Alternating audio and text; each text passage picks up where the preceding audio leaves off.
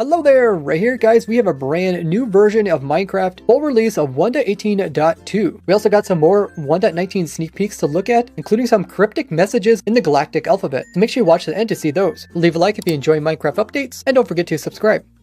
They've been working on this update for the past month. This is to fix major issues that they didn't get fixed in 1.18.1. Because remember, that update came out because of the security issues with the Apache program. Now, these type of updates have been more common in the recent years, where the major full release of 1.18 kind of hits the deadline, like they hit that one just after Thanksgiving and just before the major Christmas holiday. Then they come in afterwards with these smaller updates to kind of fix any major things that they didn't even know about at that time or just didn't get time enough to get fixed before the full release. Now, I did go over the majority of these changes in my previous snapshot review video, so I'm just going to go over the new changes since my last video. And that is the fixes in the release candidate 1, which there's only 2 of. First one being a problem with custom dimensions for servers, which were causing the servers to stop running, but they weren't actually crashing. The second one being that data packs could sometimes kill the internal server when it comes to World Gen. They also came up with a single fix between that version and the full release of 1.18.2, where they fixed this bug to do with rune portals, where the fallback to making them is called rune portal standard, but there is no such thing as that, but instead it should just be the rune portal default. Overall, you should be able to update your servers and worlds to 1.18 without any problems, as this just fixes issues that could potentially affect your world in 1.18.1. And all my farms should work in this version. Now, one effect this snapshot will have is on my tropical fish farm here, where I have the tropical fish spawn directly inside of bubble clumps.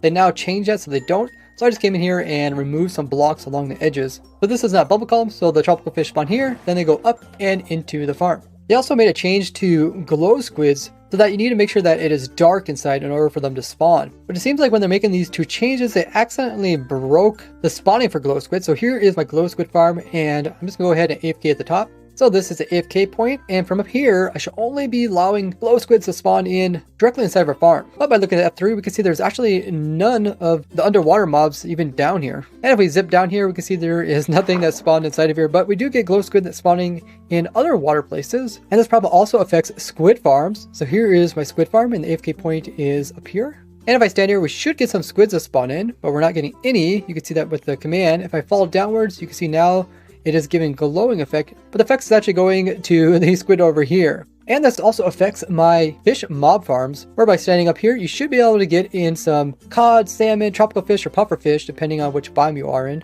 But if we hop down here, you'll see that there is actually no fish in here and there's no items. Now I have a different world where I test kind of the heights and the different requirements in order to get different mobs. You can see in here we are getting glow squids to spawn in there, and we're also getting squids and dolphins to spawn over here. Plus in this one we can actually get the fish to spawn in. So there's definitely something weird going on. I don't know if because this place actually naturally had water, but I doubt it had water at that location, because this is actually a really old world from like 1.12. It does seem that some water locations don't allow water mobs to actually spawn in. Now I did make a bug report on this, so hopefully it does get fixed. Otherwise, squid farms, glow squid farms, and fish mob farms won't always work. I'll have this bug report linked in the description so you guys can upvote it and check it out yourself. So that's all the news for 1.18.2. Let's look at 1.19 news.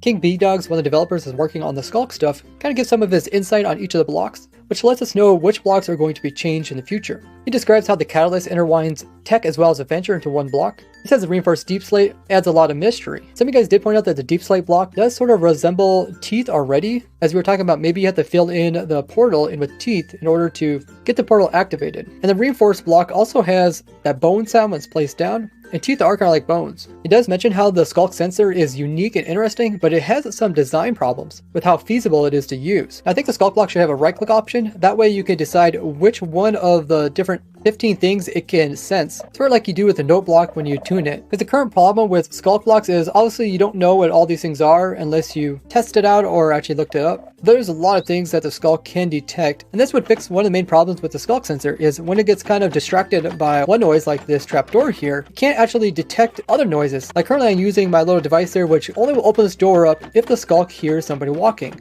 But because this thing is constantly making noise, it doesn't always hear me walking, it doesn't open the door. So if you're trying to use the wireless properties of the Skulk, where one Skulk will send a message to this one, and it goes to this one, and essentially you can make wireless redstone, you pretty much have to have nothing else happening around it. Notice how this parrot just flying around is activating these? So then you'd have to come in and place in wool all around this Skulk block, just so it only takes signals from this end or the opposite end. But even then, that means you can't have any redstone devices going through here, or any of the zillions of things that I can detect in between the 2 Skulks. Otherwise it's going to interrupt the signal. So being wireless is almost not very useful unless you're just trying to use it for aesthetics. Now once the Skulk sensor is fully fleshed out, I'll probably do another video just kind of showing all the little devices that I made that uses this cool device. But for the moment, we just can't really see what's going to be changed about it. So how do you guys think they should resolve this problem so that Skulk sensors are easy to use and easy to understand, as well as being functional? He goes on to talk about Swift Sneak needs to be on leggings rather than on boots. This was kind of a joke, but maybe they will actually do this because it would make sense to have at least some unique enchantment that can go on your legs. As it currently isn't really anything, Helm has quite a few and boots have quite a few. And it also would make sense because crouching is typically done with your legs. He also mentions that the Warden is too easy to cheese, but in the past it did mention that they had a solution to stop players from cheesing the Warden. I don't know if it's gonna like dig in the ground and like pop up right where the player is.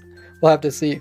If the Warden has some kind of like yelling ability that would like knock players off their pillar, maybe some kind of pulling ability where it pulls them off a pillar, what ideas do you guys have? He also says that the Shrieker needs to be tuned so it doesn't spawn the Warden anywhere, or in places that the Warden shouldn't be spawning in. As we are still in the experimental snapshot very early on, I do feel like there will be a lot of changes to the Warden. He mentions the problems with the ancient cities cutting into aquifers and biome collision, and the sometimes poor placement of the deep dark biome. He says the loot in the cities is currently not really worth the risk that the Warden gives, so maybe we'll see some better loot there, or maybe a different type of loot. I kind of like the idea how they have the skeleton skulls inside of the city, so it's like something to loot rather than the actual chest. Same thing with like a bastions, right? There's like a bunch of gold. Rather than just going to the chest, there's other things that you can go for. Maybe going for that gilded stone. But he says that these are just his ideas and all these issues might not even be addressed. What's your guys' opinions on possible changes for these items to make them better? Now the next thing we're going to look at is a bit strange. So this is a tweet by Ulrif. He's one of the devs, and he sometimes posts some in real life pictures of him making meals with his friends. And here it looks like it's a Hello Fresh recipe.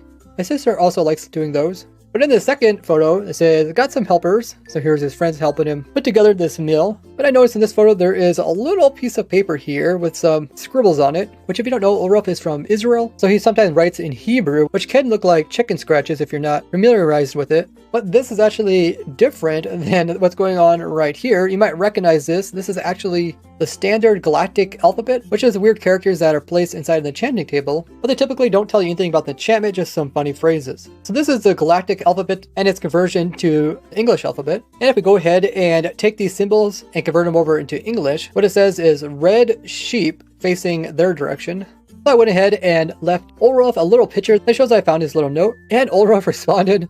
It's always fun when people like put little hints or clues into things. What do you guys think this red sheep reference means? I think it's anything to do with 1.19. Might have to do something with Ulrif's past. Maybe it means Minecraft world. One thing that red sheep does have a reference to in Minecraft is the evokers, which will turn blue sheep into red sheep. Let me know your guys' thoughts on this. Now check out this playlist for more 1.19 news, or this one all about Minecraft secrets. If you haven't already, come join our Discord community where you can stay up to date on the latest things I'm working on. And there's tons of other channels, including one if you guys need any Minecraft help. We're also getting very close to 7,000 members over there, which will let us get some new perks. I would like to thank all you guys for watching. I will see you guys in the next one. Bye-bye!